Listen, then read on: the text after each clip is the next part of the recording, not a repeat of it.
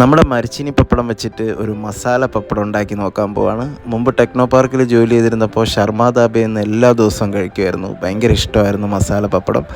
ഇപ്പോൾ അതിന് വലിയ ചാൻസ് ഇല്ല കിട്ടാനായിട്ട്. അതുകൊണ്ട് നമ്മുടെ തന്നെ സ്വന്തം പ്രോഡക്റ്റായ മരച്ചീനി പപ്പടത്തിൽ മസാല പപ്പടം ഉണ്ടാക്കി നോക്കാൻ പോവാണ്.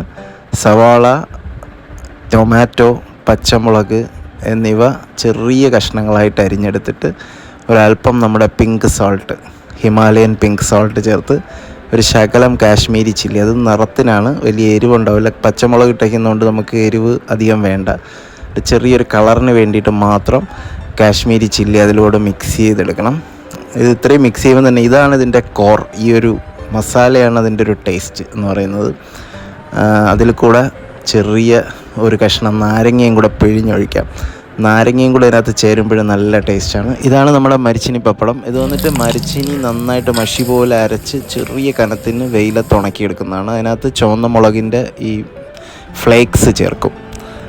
നല്ല ടേസ്റ്റാണ്. നല്ല വെളിച്ചെണ്ണയിൽ പൊരിച്ചെടുത്തിട്ട് ഈ നമ്മൾ നേരത്തെ റെഡിയാക്കി വെച്ചിരിക്കുന്ന മസാല അതിനകത്തോട്ട് ഫില്ല് ചെയ്യണം.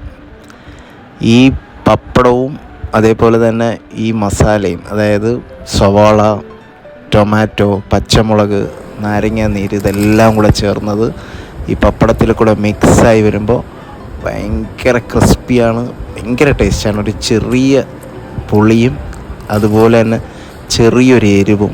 പിന്നെ സവാള ഇഷ്ടമുള്ളവർക്ക് ഭയങ്കരമായിട്ട് ഇഷ്ടപ്പെടും. ആരും മിസ് ചെയ്യരുത്.